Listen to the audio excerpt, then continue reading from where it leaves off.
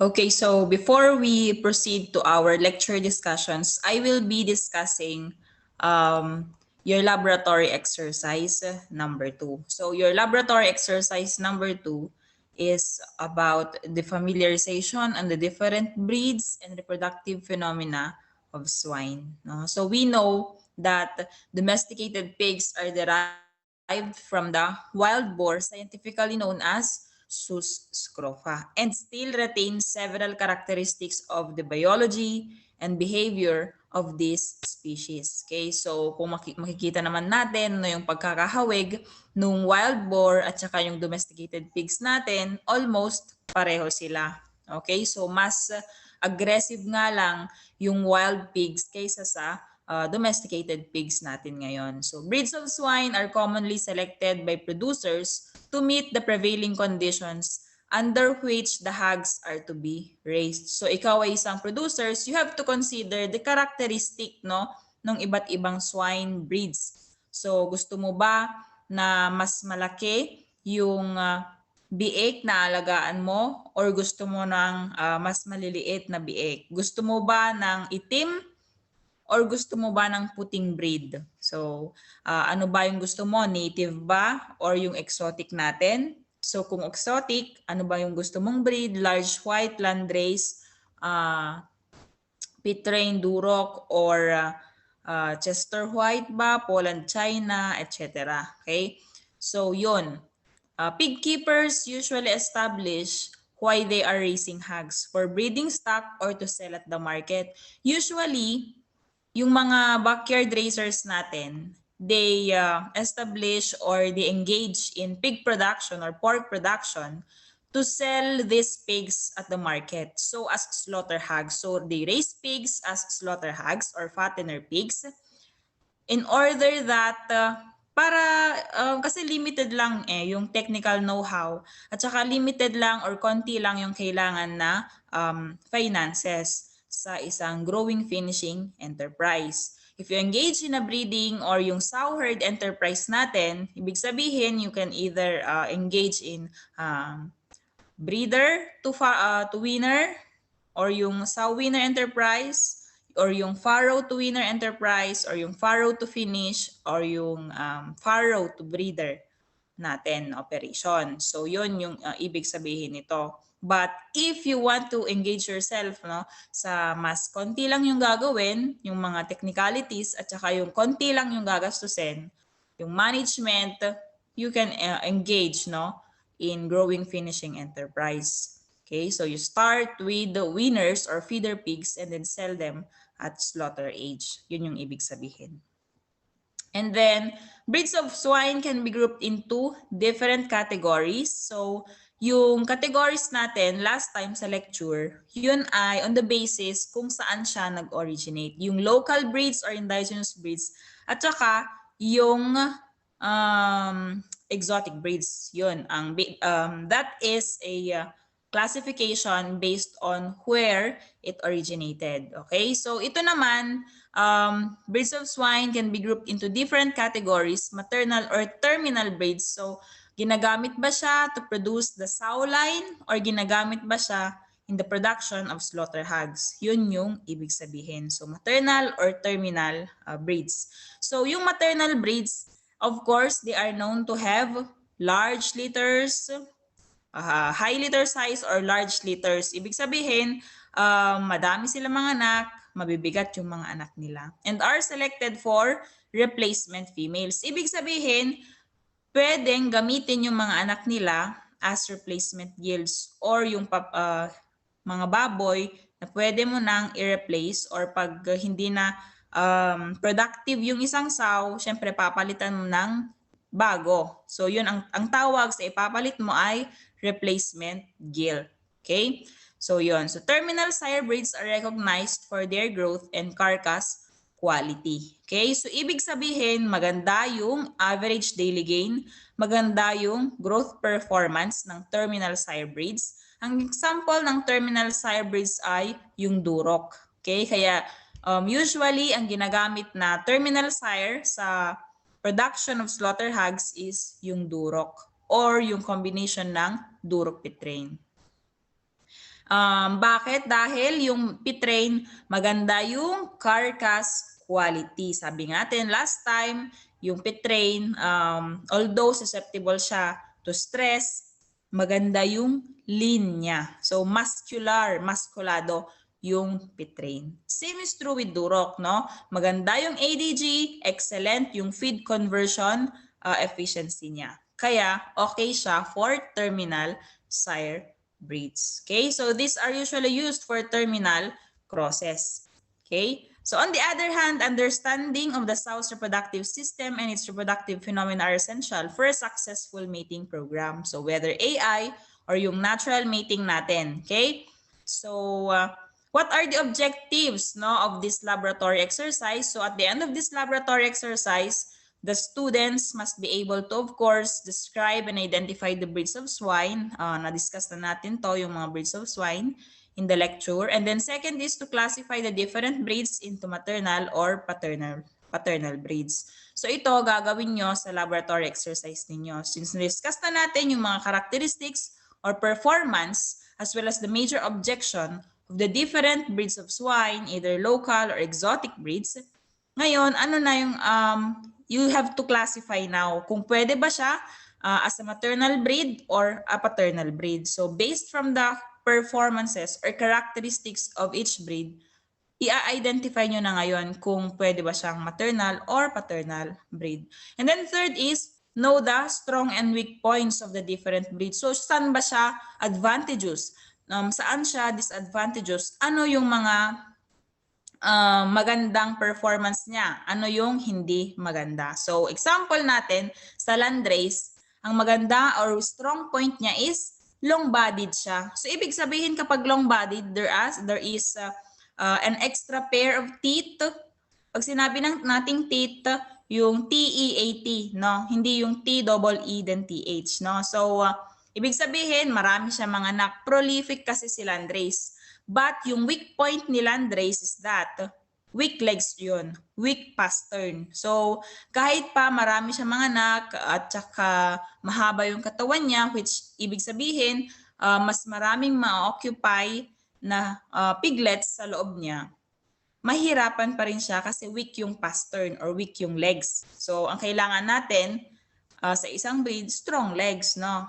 Okay? And then third or fourth is be familiar with the breeds of swine raised in the locality. Okay? So procedures and materials, no? The students will be required to gather information on the different breeds of swine and reproductive system using the resources of the university and of the university library and CAFSD reading room. So this will be their guide in answering the questions presented in the laboratory exercise. Okay, the students will be required to have a transect visit and identify the breeds of swine raised in their locality. They will be required to take pictures of the identified breeds. So dito, hindi na kayo pupunta sa University Library and CAFSD Reading Room kung malayo kayo sa Batak. Pero kung taga Batak lang kayo, okay lang naman din na pumunta sa library and reading room.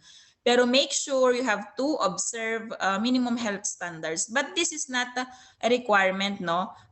Since pre-provide ko naman na yung mga characteristics ng performances ng mga different breeds, okay na siya, no? Since binigay ko na rin naman yung copy ng module, I mean yung the whole module, no? Pwede nandoon kayo na, doon na kayo kumuha ng information, no? That is also to, para maiwasan na rin yung mga exposure natin, no, kapag pupunta tayo sa library and reading room. Kasi malay mo, galing ka pa sa malayong lugar and that will also entail, no, transportation expenses. What else? So hindi na tayo mag-visit.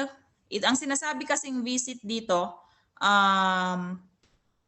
parang magsusurvey or mag-i-interview kayo ng pig racers and then you have to take a picture of the swine breeds in your locality, no? So hindi ko naman alam yung parang status, no, ng locality ninyo in terms of COVID, but let us practice, no, minimum health standards. But again, hindi ko kayo i-require. I repeat, I am not requiring you to interview or do a survey, no, ng mga breeds of swine. So I hope enough na yung mga pictures ng different swine breeds, no. Mayroon din naman kayong mga makikita sa internet na pictures ng breeds of swine. Actually, mas marami pa. Okay? So, kung may mga neighbors lang, okay? Kung may mga neighbors kayo na may mga breeds of swine na white breeds especially, no, in your neighbors, pwede niyong picturean yun. Pero kapag malalayo na, kunwari sa ibang barangay, wag na muna, no? Okay? Hindi naman siya masyadong mabigat na, I mean, wala namang mabigat na puntos kapag may picture yung breed of swine. Next, materials and supplies. The materials that will be used in this laboratory exercise include, of course, your bond paper, ball pen, colored paper, and camera. But, sabi ko nga, yung camera hindi na kailangan since hindi ko naman kayo i-require na to take picture, no, nung mga swine breeds in your locality. Okay? So, yung bond paper, of course, yun yung pagsasagutan nyo dito sa lab exercise. But if you have a clean sheet of paper, whatever piece of paper that is, pwede na yon. Ang importante naman, makita ko yung sagot ninyo. No? Pwedeng handwritten or computerized. But please make sure walang cheating, no copying, and merely pasting your answers from the internet. So please learn how to paraphrase and summarize information that you gathered from the internet. Okay? So questions and answers. Proceed tayo sa questions and answers. What are the considerations in selecting breeds of swine to raise in market hog and breeder hog production? So ano yung tingin nyo na kailangang i-consider, ano yung mga factors that have to be considered when you select breeds? No? So you look into the performance, of course, of the breed as well as yung major objection. Yun yung isang kailangang i-consider. Of course, aside from that, enough ba yung capital mo? Enough ba yung resources mo to raise that particular breed? Ano bang mas maganda? Yung local breeds ba? Tulad ng Philippine native pigs or yung exotic breeds ba? Etc. Okay? So, second, explain briefly why Duroc breed is preferred for terminal crossing. So, nasabi ko na yon kanina. And then third, if a sow will be bred on March 10, when will be the expected date of return to estrus if the breeding is unsuccessful, and date of farrowing if the breeding is successful? So, hindi ko pa yun sasagutin because I will be discussing yung gestation period in the lecture. So, since this is a laboratory exercise, babasahin ko lang muna or I will give some answers, no, sa yung mga na-discuss pa lang natin. But for number 3, hindi nyo pa sasagutan yung number 3 dahil i-discuss ko pa yung gestation period ng swine in the next lecture. And then fourth is, hindi nyo pa din sasagutin to. Okay, but if you have an idea, pwede rin naman. So, differentiate natural mating and AI, give the advantages and disadvantages of each system of mating because I will still be discussing 3 and 4. Okay. So ito na, pwede nyong kunin yung sagot dito from my previous lecture discussion. So breed, saan siya nag-originate, ano yung characteristics, yung weak points na sinasabi dito, yun yung major objection. Yung strong points, ano yung magandang performance ng breed na ito. Okay? So yung physical morphological, ano yung itsura niya, itim ba siya, anong orientation ng ears niya, erect ba, drooping, etc. May mga spots ba siya, anong kulay niya, anong size ng snout, mahaba ba yung katawan, mga ganon. Okay. So, hindi nyo naman kailangang fill upan lahat ng boxes dito. Kung ano lang yung naibigay, doon sa lecture, yun lang yung gamitin. But, of course, kung may effort kayo, pwede yung lagyan lahat ng boxes. Lahat ng sagot yung boxes. And then breed categories, ito na yung sinasabi ko kanina, pang maternal breed ba siya, paternal, or lard type. So ibig sabihin kapag lard type, mataba, makapal yung back fat thickness niya. So based from this, from your answers in number 1, you can now distinguish which of the breeds belong to maternal breeds, paternal, or lard type. No, yung performance nila. And then, of course, yung number 3 and number 4, hindi nyo pa sasagutan. Wait. Number 3, oo nga. Dun sa questions to answer, you will not yet answer number 3 and 4.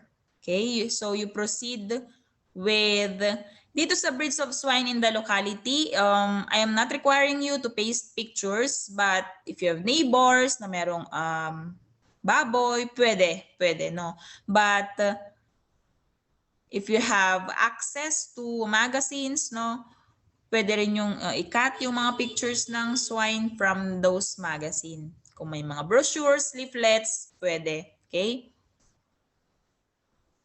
So, yun. So, hindi naman mabigat yung percentage na manggagaling dito sa pictures, no? So, breeds of swine in the locality, kaya hindi ko siya masyadong i-require sa inyo. So, I hope laboratories exercise number 3 is clear. So, as usual, laboratory exercise number 2 will be passed 1 to 2 weeks, no, after ko in-announce na mag-perform na kayo ng laboratory exercise. But in this case, since hindi nyo pa sasagutan yung 3 and 4, I will not yet set a deadline. But even if so, please start working on it na. Okay, so I hope that is clear. So if you have questions, just ask or type your messages in the group chat, no, so that everyone in the group will be able to know yung answers kapag pareho kayo ng questions ng classmate mo para hindi na doble-doble, no, yung tanong. Okay, so I hope that's clear. So that is for your laboratory exercise number 2.